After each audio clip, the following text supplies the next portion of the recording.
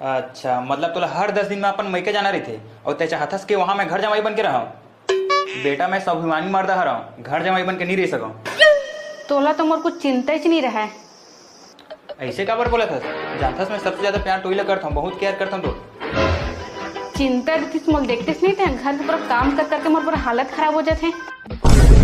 अच्छा, घर के झाड़ू पोछल तो मैं ही कर लेता हूँ, आधा काम ला अम्मा कर देते, बचे कुछ काम ला तय करथस और बोलथस कि पूरा काम ला करके मोर हालत खराब हो जाते करके।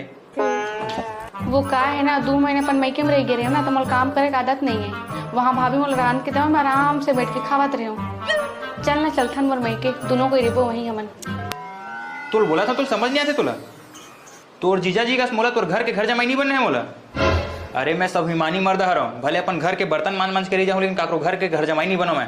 सब क्या देखना पड़ रहा है, अच्छा है मैं अंधा हूँ। हे भगवान।